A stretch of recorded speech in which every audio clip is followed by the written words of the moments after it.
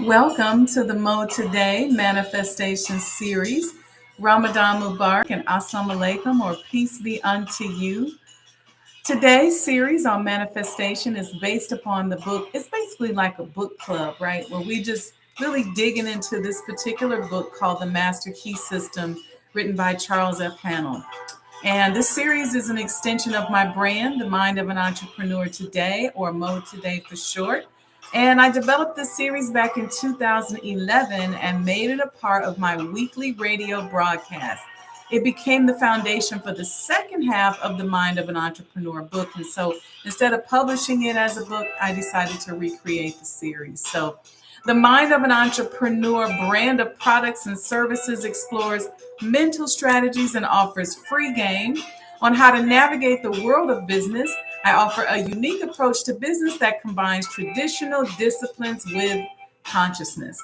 I'm an international businesswoman, an industry disruptor, global thought leader, philanthropist, and master business and real estate developer. And I am striving to become a God and a powerful manifester. So, thank you for being here this evening. I'm excited to take this journey with you. If you know me, you know my goal is to help marginalized people around the world gain access to tools and strategies that will help us to become stronger, healthier, happier, wealthier, and to experience more love. I'm working to build a model using mental strategies that will help make doing for self infectious. I'm about encouraging the creation of millionaire and billionaire conscious entrepreneurs who profit with a purpose, solve problems, and introduce much needed goods and services into our community. So, welcome to the show. Make sure you like and subscribe to this channel. Be sure to give a review, especially if you like the channel. How is everyone doing? Ramadan Mubarak.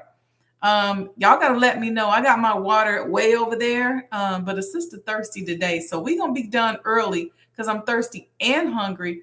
But I got my water nearby, so y'all just send me a little note in the chat. Let me see. In Chicago, let's see what time. Let's see. Sunset is at 7:22. So in case I miss it, let me know. Sis, take a drink. So, but I didn't want to miss this. I was like, no, we're going to keep pushing. We're going to keep moving through. We're going to keep doing what we got to do, because this kind of work on manifestation is something that you have to continue to do over and over and over. Sister Alicia Akram said, I'm thirsty today too. Ramadan Mubarak. Sister Aletha, yes, Ramadan Mubarak. Peace and blessings. Today I kind of messed up a little bit because I usually hydrate at night and then I hydrate in the morning. But this morning I always hydrate overnight and at night, but I didn't get a chance to hydrate as much as I used to, because for some reason I was so thirsty over getting a cup of coffee, and I drank the coffee, just kind of did like a little coffee drinking meditation after prayer, and then I started reading and doing my reading, and then I looked up and I was like, usually I'm done with my reading and I have time to down a little bit more water, but it just didn't work out like that for me today. So that's all right. I've been dealing, it's been a struggle, and Allah told me to just relax. So that was the message when I did my midday meditation. We just need you to relax. So that's what I'm going to do, and that's what we're doing. We're going to jump into this here today. I hope everybody is doing okay. And we won't be long because, like I said, I'm thirsty. But 7:22, y'all let me know, okay? I know that a lot of us are striving and struggling. This is Ramadan, and there are always moments in the fast where you think about water or food, and when you receive those triggers, and when you do get those triggers that make you want to go get something to drink or something to eat or munch on, that's when you got to acknowledge what just happened. And I'm having a lot of fun doing that, paying attention to what happened right before I felt that hunger pang or the need for water. Was it a phone call? Was it an email? Was it something that I thought about? What triggered me? And that's allowing me to understand on a really deeper and spiritual level, like where I am, which way my compass is pointing. So ask yourself, what was the emotional or situational or environmental trigger And this will help us to understand ourselves, to go inside of ourselves and pull out what we need to know about ourselves. See, Allah sees your heart. Every time you get treated poorly, He sees it. He knows. Every time you get tired, He knows. Every time somebody gets smart with you, He hears it. Every time somebody cheats you or cheats on you, He sees it. Every time somebody talks about you, He hears it. He hears conversations that you have no idea are even going on. So be grateful and go inward, and let's work on how we respond to this external stimuli, because He already sees it. See, because the Holy Quran tells us that if we're grateful, He will surely give us more. You see, but true gratitude is not based on your circumstances, but it's based on your spirit. Our gratitude does not necessarily make Allah more generous, but our gratitude makes us more receptive to receiving all that Allah has continually and already given for us. It's just already out here. It's already there. But we just become more receptive and more open to it when we're grateful. So I'm studying this book on the secrets of divine love. Let me show it to y'all. This is it right here. It's called The Secrets of Divine Love. It's so beautiful. This is my second time through it. And it says that being in a state of gratitude is remembering that Allah loved us before we ever loved Him. When we're grateful, we're vibrating at a higher frequency with more clarity and more awareness of our innate alignment with Allah. When I was studying to get a certification for emotional intelligence, they told us that gratitude was an emotion. But gratitude is not an emotion. In The Secrets of Divine Love, it states that gratitude is a state of mind. States of mind are different from emotions because they're like channels on a radio that we can consciously choose to dial into. So type in the chat or say out loud one thing from today that you're grateful for. And I'm going to give y'all two. While y'all thinking of your one thing that you're grateful for, make sure you like and subscribe to the page, but type in the chat the one thing you're grateful for. I realized today how grateful I am for my personal, relationship with Allah and interaction. Somehow at a very early age, I learned to be very interactive with Allah. Like asking questions like, what is going on? What is that? Do you like this? Or I'm feeling like that. And I'm very, like it's a friend or a family member, like he's a friend or a family member. That's kind of how I deal with him. And I was just so grateful for that today, because that has given me so much clarity. I was dealing with something today, and I remember saying, Allah, I don't even know how to feel about that. And I felt like He was saying, we just need you to relax. And I know that in relaxing, see, anytime you get ready to get any type of special intervention or communication, they always tell you to relax. And so when I felt that message so strong and it said, we just need you to relax, that meant something to me. So that's what I was grateful for. And I'm also grateful for all of you for your continued support and for us being on this journey together. Wa alaikum salam, Brother Lamont. Yeah, Sister Alicia said, I'm grateful for this month of Ramadan. Yes. Yeah. And Brother Lamont said, Allah has placed a sense of community in me. That's beautiful. That is really beautiful. So anyway, take note of what you're grateful for. Let's keep going. And y'all let me know when it's 7:22 so I can take a sip of this water so I can keep talking. Somebody said, I'm grateful that I was able to soldier for 3 hours. Ooh, yeah, that's right. All praise is due to Allah for your soldiering and for those 3 hours. So anyway, be sure to like and subscribe to the page. Don't forget. Okay. Y'all know I always pick a subject that we can all relate to on a practical level that smoothly accompanies the chapter or the part that we're reviewing. And this week, I chose learning to apply what you read or memorize. And you know why? Because there's a lot of us that know a lot of stuff.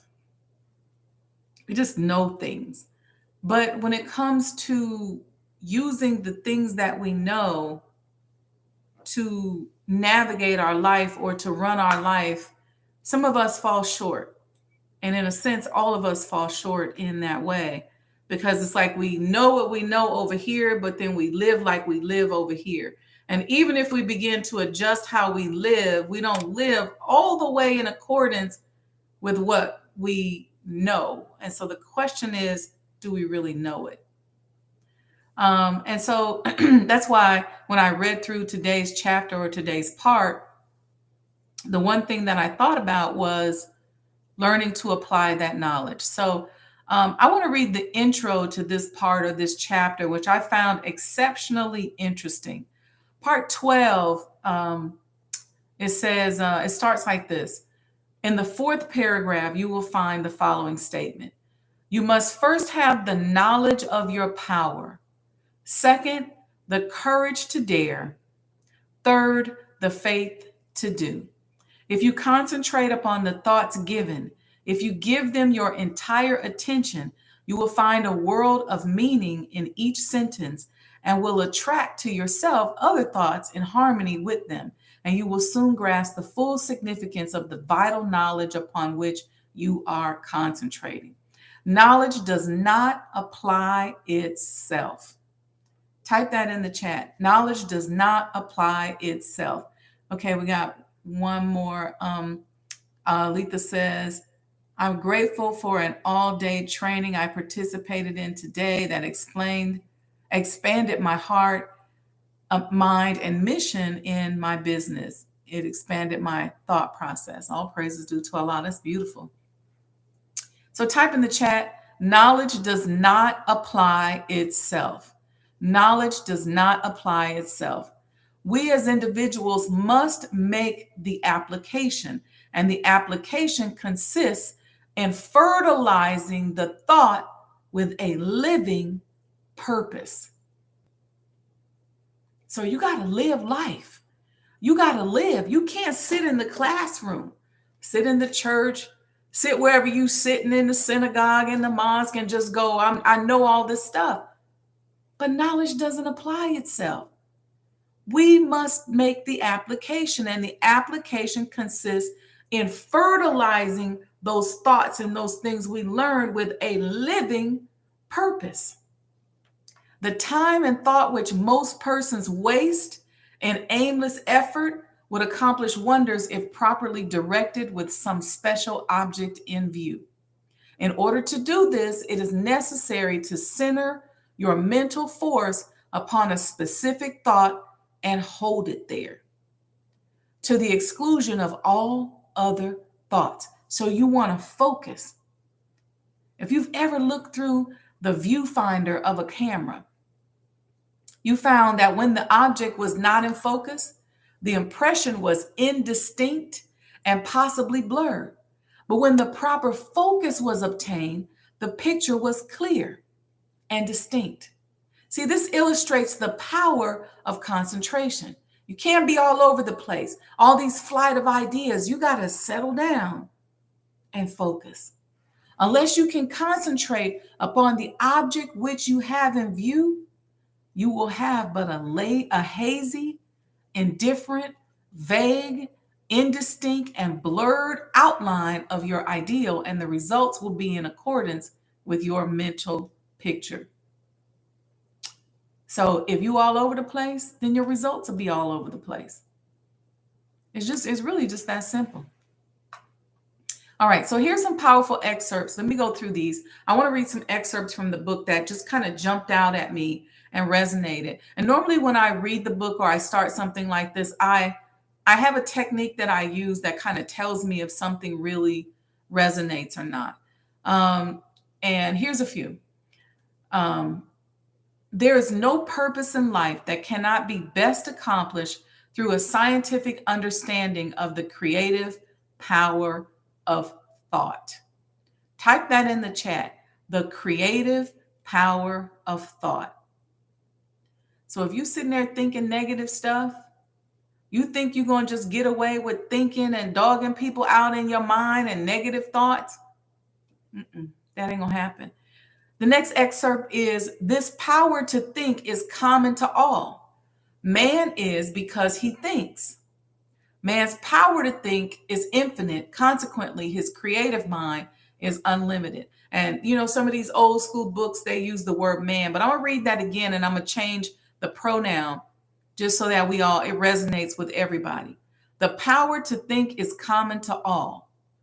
Woman is because she thinks. Woman's power to think is infinite. Consequently, her creative mind is unlimited. Type in the chat, her creative mind is unlimited, or his creative mind is unlimited. Here's the next excerpt. We know that thought is building for us the thing we think of and actually bringing it nearer, yet we find it difficult to banish fear, anxiety, or discouragement, all of which are powerful thought forces and which continually send the things we desire further away, so that it is often one step forward and two steps back. The only way to keep from going backwards is to keep going forward. Eternal vigilance is the price of success. There are 3 steps, and each one is absolutely essential. You must first have the knowledge of your power. Second, the courage to dare. And third, the faith to do. I'm going to give y'all these again so y'all can put them in the chat. In order to be on the road to manifestation, you must have knowledge of your power. Number 1, knowledge of your power. Like accept your own and be yourself. Y'all know somebody who said that? Knowledge of your power, number 1. Second, the courage to dare. The courage to dare. And number 3, the faith to do. The faith to do. So it's not enough to just go, I know I'm powerful. I know I'm the original man. I know this, I know that. You got to have the faith to do. So another thing that resonated with me this week, and I talked about this on Wednesday on the Mind of an Entrepreneur show when I was talking to our sister Kiana about her business. Yesterday, as I was meditating and focusing on my reading in the Holy Quran, I kept getting a word flashing before me, and that word was steadfast.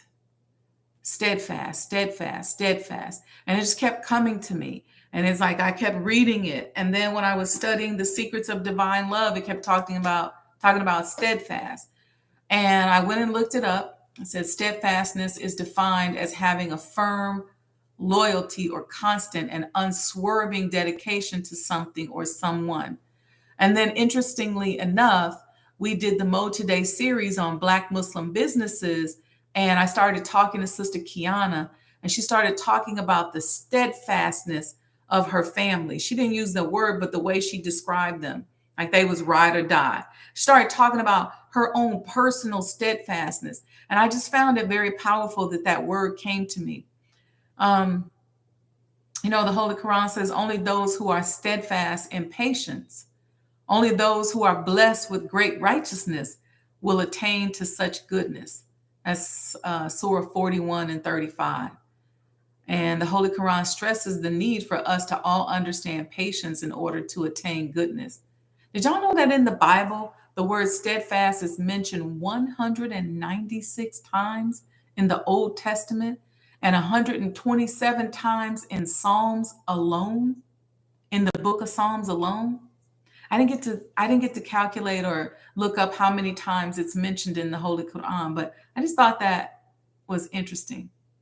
So with this as a basis, you can construct an ideal business, because we're entrepreneurs on here, and this is almost like our spirituality, not almost, this is spirituality for entrepreneurs, because I believe that our spirit should definitely be in our businesses. And with that in mind, we can construct an ideal business, an ideal home, ideal friends, an ideal environment. You're not restricted as to material or cost. Your thought, your steadfast thought, is omnipotent and has the power to draw on the infinite bank of primary substance for all that it requires. Infinite resources are therefore at your command. But your ideal must be sharp. This is from the book. These are excerpts. Your ideal must be sharp, clear cut, definite. To have one ideal today, another tomorrow, and a third next week means to scatter your forces and accomplish nothing. Your result, your result will be a meaningless and chaotic combination of wasted material. Unfortunately, this is the result which many are securing, and the cause is self-evident. One of the most difficult things to deal with is the fact that where we are and what's happening in our life is a consciousness. It's a consciousness. There's a consciousness attached to whatever's happening around you. And so the idea is to begin to change our consciousness. So when the Honorable Elijah Muhammad started to tell us that we were Black and where we came from and giving us the measurements of the earth, giving us those actual facts and our student enrollment, he was changing our consciousness. And when you begin to change your consciousness, then what you produce changes as well. All right. Okay, so let's get into the study questions here.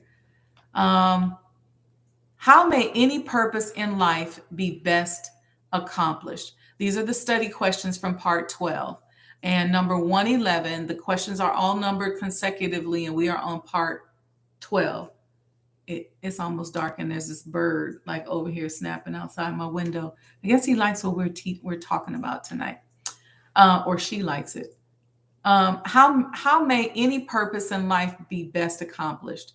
The answer is through a scientific understanding of the spiritual nature of thought. And that's what we've been covering these last 11 or 12 weeks. The fact that thoughts are spiritual energy. Put that in the chat. Thoughts are spiritual energy. Thoughts are spiritual energy, and they have a spiritual nature. And so understanding the science behind the spiritual nature of thought helps us as we begin to work on becoming manifestors and making our word bond and expanding our consciousness.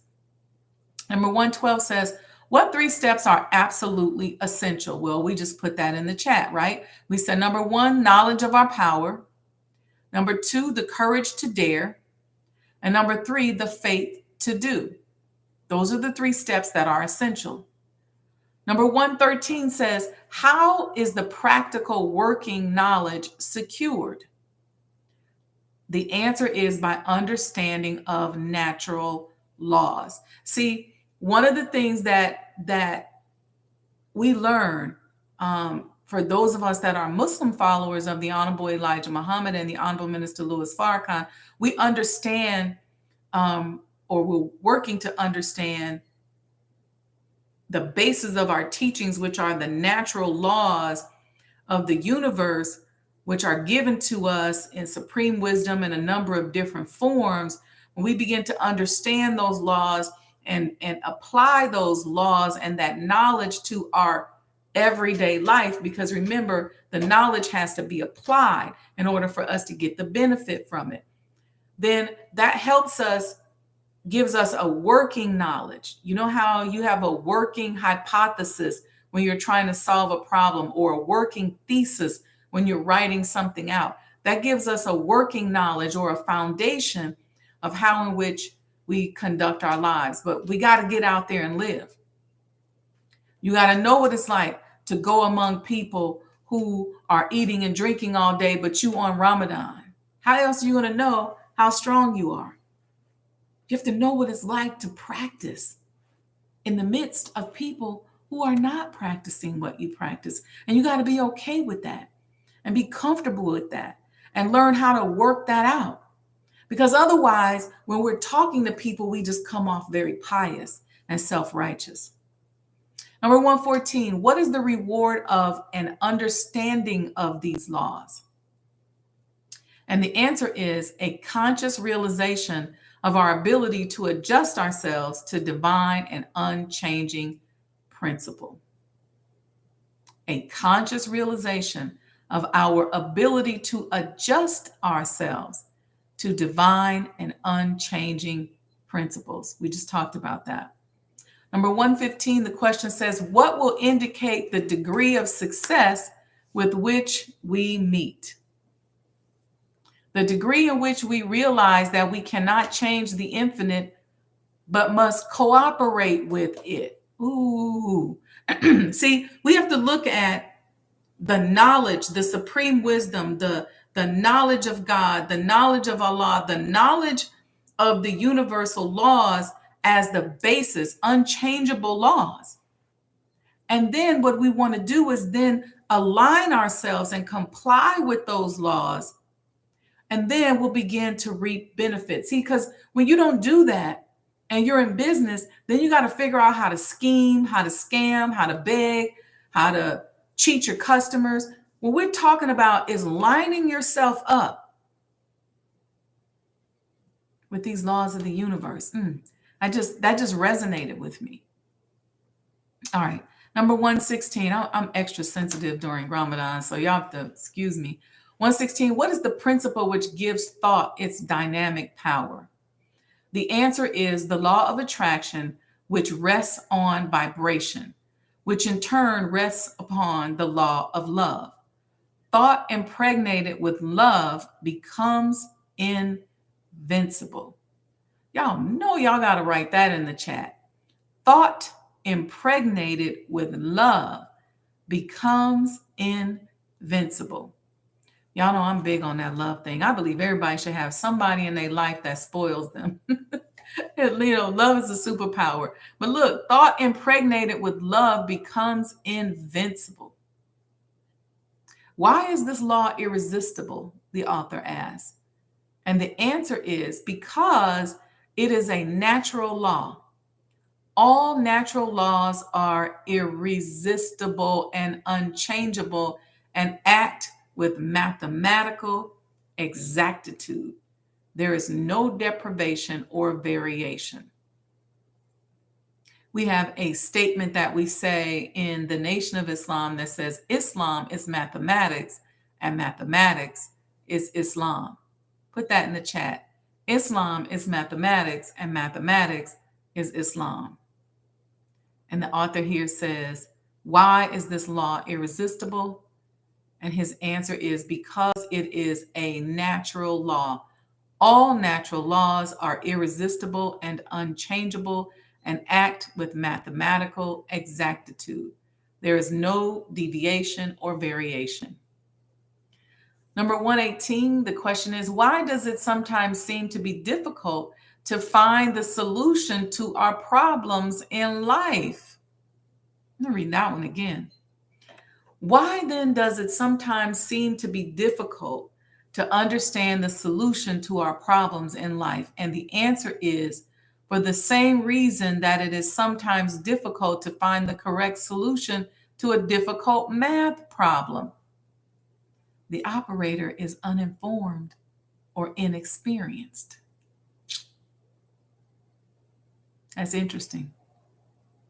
For the same reason that it's sometimes difficult to find the correct solution to a difficult mathematical problem, because the operator or the person solving for the X or the Y is either uninformed or inexperienced. It's either some information that you don't have that you need, so you can't solve the problem, or you're inexperienced. You just don't know how. So question number 119 says, why is it impossible for the mind to grasp an entirely new idea? What makes it impossible, or when you have a difficult time grasping a new idea, it's because we have no corresponding vibratory brain cell capable of receiving the idea. So you need the thought to kind of help rearrange your brain cells. See, that's what our thoughts do. The thoughts when we start acting on our thoughts and we start taking these thoughts and applying knowledge to them, it starts rearranging our brain cells. So then it increases the possibility of our ability to manifest. That's why I always say to you, whenever you have a problem, if you can't think of anything, think of this: it's possible. Type that in the chat. It's possible. No matter what you're going through, it's possible that it can go this way. It's possible that it can work out. It's possible. See, because it's possible kind of gives you a peek into that positive energy that you need in order to climb your way up out of the negativity. All right. It's possible. All right. How is wisdom secured? That's number 120. How is wisdom secured? Type that in the chat, because y'all gotta think about this one. This is the last question. How is wisdom secured? It's so interesting because people don't understand a lot of times that there's levels to things. Or maybe sometimes we look at somebody who's older or been around and we don't see that what they have is wisdom because we don't understand how wisdom is secured. This bird is really speaking to us today. Anyway, how is wisdom secured? And the answer is by concentration. It is an unfoldment. It comes from within. So as we move through life, wisdom unfolds in us. It's from experience. It's from concentration. And it comes from within.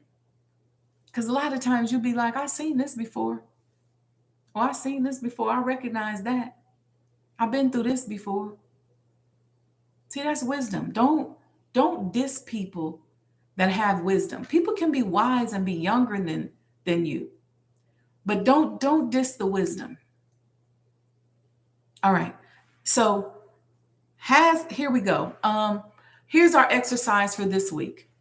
And it says, this week, go to the same room, take the same chair, the same position as previously. You know, over the past 11 weeks, we've been given different meditation and visualization exercises. So what the author is telling us to do is to go back to our same place. Be sure to relax. Like the message I got from Allah today. We just need you to relax. That's what he said to me. Let go, both mentally and physically. Always do this. Never try to do any mental work under pressure. See that there are no tense muscles or nerves, that you are entirely comfortable. So one way to get yourself to release tension, and this is just me adding to this, is what I tend to do is I focus, and I'll start with my feet on the ground, and I'll just feel the soles of my feet on the ground. And I'll just feel that and focus on that for a minute.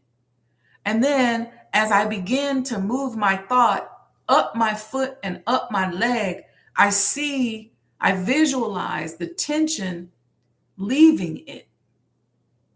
And then I do that until I get all the way up to my body. Through my body to my head. And when I get there, I just try to make myself feel as light as possible. Okay? Light as possible. You want to try to feel as light as possible, but just try to relax. Now, going back to the exercise, realize your unity with omnipotence. I'm going to say it this way. Realize your unity with Allah. Just feel the presence of Allah. Just feel him there. Feel him there, right there in the room with you right now. As your feet are touching the ground, as you sit there, feel the powerful presence of Allah. Just feel it and be aware of it. Don't say anything. Don't do anything. Just feel it. Get in touch with this power. Come into a deep and vital understanding, appreciation, and realization of the fact that your ability to think is your ability to act upon the mind of this power and bring it into manifestation. Realize that it will meet any and every requirement, that you have exactly the same potential ability which any individual ever did have or ever will have, because each is but an expression or manifestation of the one. All of us are part of a whole. There's no difference in kind or quality, the only difference being one of degree. So that's the exercise for this week, is practice feeling the presence of God. Practice feeling that he's there. And just sit with him. It's almost like sometimes I'll go and I'll say, Allah, can I just sit with you? And just sit there. Not to think about anything. Just sit there in silence. Sit there. And use that as a way to raise your awareness of his mighty presence. And that beauty, I'm telling you, when you leave that presence, will take you so far. It will mean so much to you. When you're in your business, when you're sitting there with your business plan or working on something, feel his presence.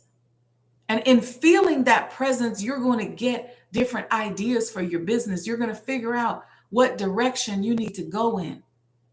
It's going to make things clearer to you.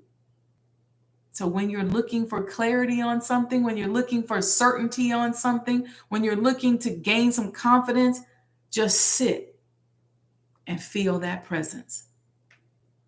Just walk in a room, sit in a chair and say, Allah, can I sit with you? And really do sit there. So, all right, y'all. So y'all forgot to tell me that I could drink some water. I think it's time. I don't know what time it is.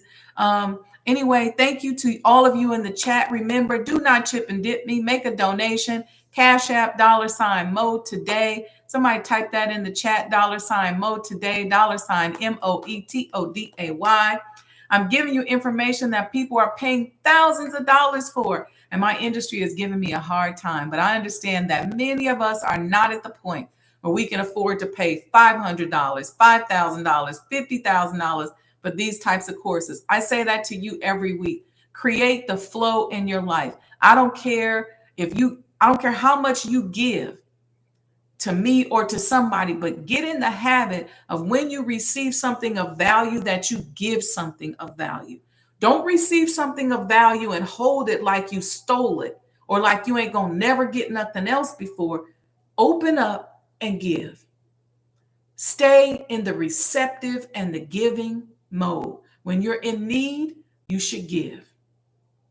Okay, because that people are charging all kind of money out here. The spirituality industry is an interesting industry right now. So you receive something, so you must give something. Stingy and petty people don't make money. So open up and flow. And if you have nothing, and even if you have a lot, please give a prayer of prosperity for myself and the others who are taking this class with you. Whatever you do, make sure you give after receiving any kind of gift. Always share your rewards with your family and your friends. Focus on unity. All right. So next week, inshallah, we will be back with the next part. And inshallah, I'll see you all Saturday on the Sajdah Saturday Morning Coffee Talk, where we talk about life, love, and business at 6 a.m. Central Time. Join my mailing list. I call it the Sajdah Circle of Winners. You just text "Do for Self" to 855-574-9099. Listen, how many of you all support the renovation and restoration of the former home of the Most Honorable Elijah Muhammad? Say something in the chat if you support that renovation and that restoration. I cannot wait to show you all this incredible project. Our finish line is in sight. It's like right there. And so we need your help getting to the finish line. We need you all to go out there, purchase a commemorative Elijah coin. If you already got one, go get another one. They're going to be worth so much money in the very, very near future. All you have to do is go to sajdahhouse.com. I'll put that in the chat. All you got to do is go there, get your commemorative coin. You can make a donation. You can even use that same Cash App that you're going to donate for this class today to donate to the home as well. If you want something more formal, you can just click the link in my bio, and I got a donation site there. But make sure you donate. It's important for us to begin to tell our own story. So support the renovation efforts, the restoration efforts. Our history is being monetized and controlled by other people. We don't always get to tell our own story. And so this is an opportunity for us to tell our story. We don't have to keep hearing all this sad sack untruths that are out there, especially about this great and incredible man, the Most Honorable Elijah Muhammad. So support the renovation, make a donation, get your commemorative coin, become a sponsor, all of that. And please make sure you have a blessed Ramadan. I pray peace for you. I wish you more goodness than you've ever received or imagined. Make sure you like and subscribe to the page. And inshallah, we'll see you all soon. I hope you got something out of today. Before we go, tell me in the chat while I sip my water that's here. Let me know in the chat if you got anything out of today. Sister Lisa said, I see Sister Aletha put a bunch of hearts. Lisa said, absolutely, I support the renovation of the former home of the Most Honorable Elijah Muhammad. It is indeed one of the most important efforts I have ever supported. All praises due to Allah. I am honored and privileged. I am honored and privileged to have your support and each and every one of your support as well. Let me know if you got anything out of today and out of the class tonight before we go. And but if y'all don't have nothing to say, I'll just go ahead and sign out. Because I know y'all hungry. I'm hungry too. My food is already done. It's on the stove, but I was dying for this water. So, all right, family, peace and blessings. I'll see you all, inshallah, on Saturday. Brother Lamont, after receiving, we must give. That's right. That's right. Always flow. I use this motion to demonstrate to us that this is how the energy has to flow. In and out, round and round, round and round. You should be creating this circle. You'll receive a reward. You should share it among your family and friends. You should be giving good word, good support, good love, good attention, goodness to those around you. Don't be that person that people don't want to be around because you're always negative. You're always a liability. Be an asset. Make somebody say, man, I know if I want to feel right, let me go around my sister. Let me go around my brother, because I know she's going to tighten me up. I know he's going to tighten me up and get me straight and motivate me and keep me on the right path. All right. So peace and blessings, family. I love you all, and I will see you all soon, inshallah. Signing out.